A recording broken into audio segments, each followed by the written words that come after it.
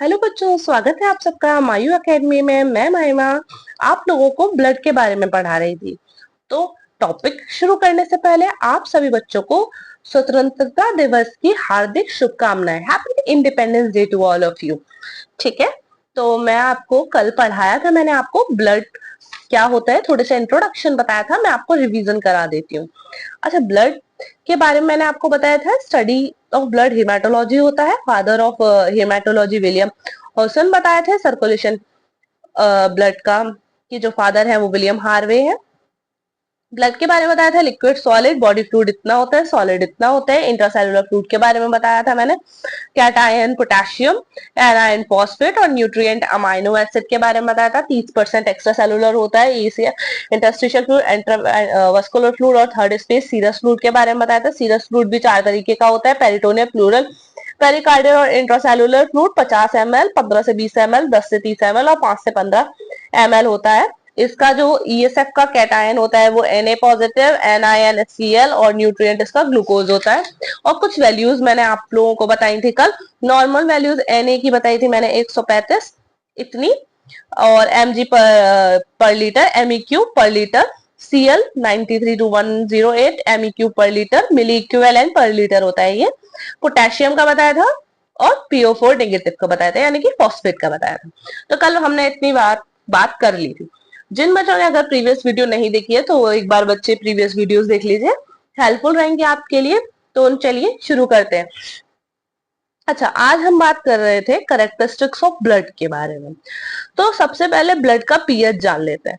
तो ब्लड का पीएच जो होता है वो 7.4 रहता है।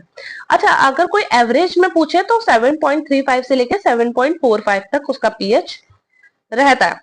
अब एसिडिक में रहेगा तो 7.35 में रहेगा, और एल्केलाइन में रहेगा तो 7.45 से ज्यादा। मतलब अगर एसिडिक है तो 7.35 से कम, और एल्केलाइन है तो 7.45 से ज्यादा। माफ करना।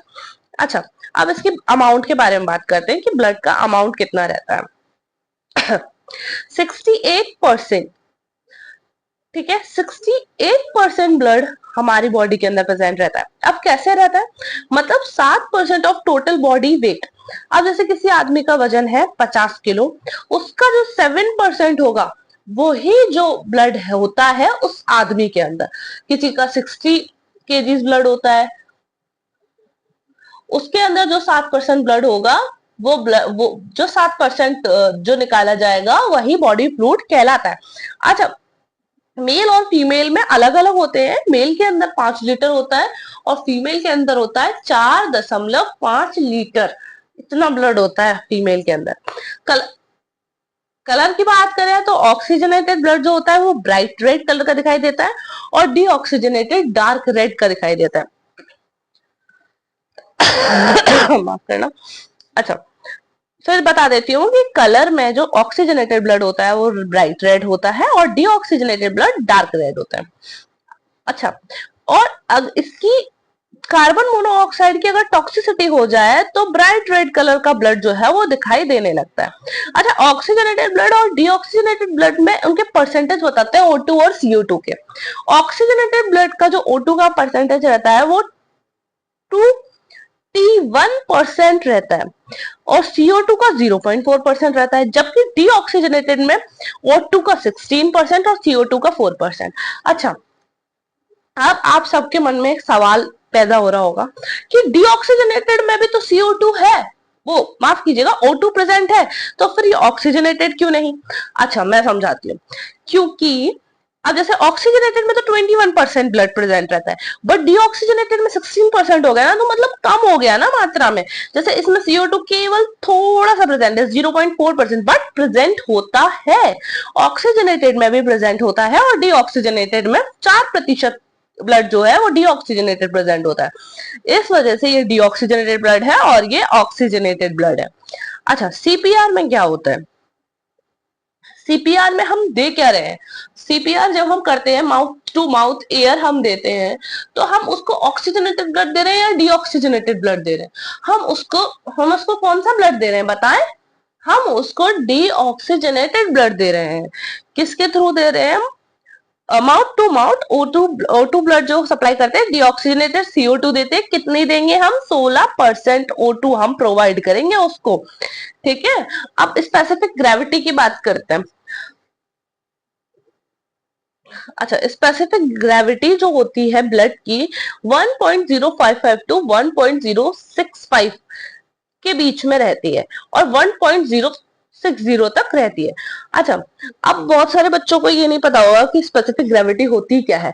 तो स्पेसिफिक ग्रेविटी का मतलब है जैसे ब्लड है, आप ऐसे समझिए जैसे आपने जैसे किसी का हाथ कट गया या फिंगर कट गया किसी का, तो उसमें मतलब जैसे आपका कभी खून निकलता है तो आप कभी उसको ड्रॉप की तरह से डालना तो एक ड्रॉप लाइक स्ट्रक्चर गिरेगा टप करके, मतलब टप। तो जो उसकी ग्रेविटी होती है, जो नीचे की तरफ गिर रहा है और जिस शेप में गिर रहा है, तो वो एक बूंद की शेप में गिर रहा है, उसी को हम लोग कहते हैं स्पेसिफिक ग्रेविटी।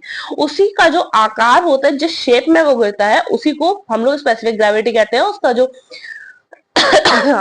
होता है वो 1.060 होता है और ऑन एवरेज 1.055 टू 1.065 तक रहता है। अच्छा, विस्कोसिटी कितनी रहती है? विस्कोसिटी का मतलब होता है उसका गाढ़ापन कितना होता है। विस्कोसिटी जो होती है वो 5 time more viscous than water, यानी कि पानी से 5 गुना ज्यादा गाढ़ा होता है खून।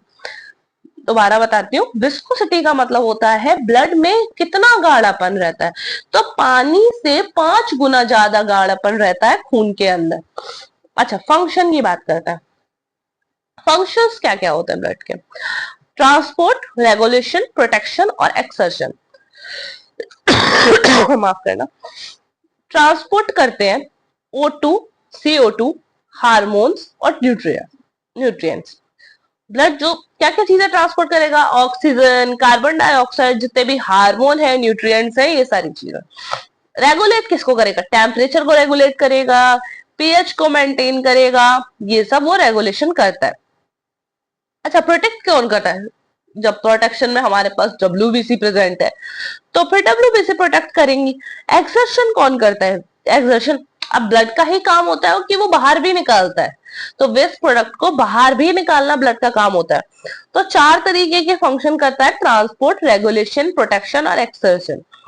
O2, CO2, hormone, nutrient, transport, regulation, temperature control and pH, protection, WBC and excretion is waste product. अच्छा, आप बताते हैं ट्रांसपोर्टेशन कैसे कैसे कर रहा है, ठीक है। अब ट्रांसपोर्टेशन जैसे गैसेस, न्यूट्रिएंट्स एंड हार्मोन, मैंने अभी ऊपर आपको लिख के बताया था। अब गैसेस में 2 तरीके की गैसेस है, O2 एंड CO2। O2 जो है 97% O2 हीमोग्लोबिन के साथ प्रेजेंट है। अब 97% रही ना, अब जो 3% बाकी रह गई O2, वो क्या कर रही है? वो डिसॉल्विंग फॉर्म में प्रेजेंट है, बट वो हीमोग्लोबिन फॉर्म में प्रेजेंट नहीं है, वो डिसॉल्विंग फॉर्म में प्रेजेंट रहती है 3%। ऐसे ही CO2 का होता है। CO2 बाइकार्बोनेट में 70% मौजूद होती है, 7% डिसॉल्व फॉर्म में रहती है और 23% हीमोग्लोबिन में रहती है। अच्छा, ये थोड़ा इंपॉर्टेंट बात है, क्वेश्चंस पूछ ले जाते हैं, थोड़ी सी इंपॉर्टेंट बात है, याद रख लीजिएगा। दोबारा बताती हूँ। O2 एंड CO2 गैसेस होती हैं प्रेजेंट, जिसमें से 97% हीमोग्लोबिन के साथ में O2 प्रेजेंट रहती है। जो 3% बचती है O2, वो डिसॉल्व फॉर्म में रहती है। जो CO2 होती है वो 70% बाइकार्बोनेट रहती है, 7% डिसॉल्व फॉर्म में होती है, 23% जो बची हुई होती है वो हीमोग्लोबिन में के फॉर्म में होती है, ठीक है। ये O2 तो हीमोग्लोबिन के साथ 97% में होती है, बट CO2 जो होती है वो हीमोग्लोबिन अलग से प्रेजेंट होती है 23%, ठीक है। अब बात करते हैं न्यूट्रिएंट्स की। अब ब्लड के अंदर कौन कौन से न्यूट्रिशंस प्रेजेंट होते हैं? जैसे ग्लूकोज प्रेजेंट होता है, फैटी एसिड प्रेजेंट होता है, अमाइनो एसिड प्रेजेंट होता है। हार्मोन की बात करो तो एंडोक्राइन सिस्टम वो तो पूरा मेंटेन करके रखता है। कंपोजिशन ऑफ ब्लड, अच्छा, कंपोजिशन ब्लड हम लोग नेक्स्ट क्लास में पढ़ते हैं, आज हम लोग इतना ही पढ़ेंगे, ठीक है। जिस बच्चे ने चैनल को लाइक नहीं किया है, सब्सक्राइब नहीं किया है, शेयर नहीं किया है, प्लीज एक लाइक कीजिएगा, सब्सक्राइब कीजिएगा, एक कमेंट कीजिएगा अगर आपको पसंद आई हुई वो वीडियो। और अगर आपको हमारे साथ टेलीग्राम चैनल पर जुड़ना है तो प्लीज हमारे टेलीग्राम चैनल पर जुड़िए। टेलीग्राम चैनल का लिंक डिस्क्रिप्शन बॉक्स में है और एक लाइक जरूर कीजिएगा। थैंक यू बच्चों। and happy Independence Day to all again.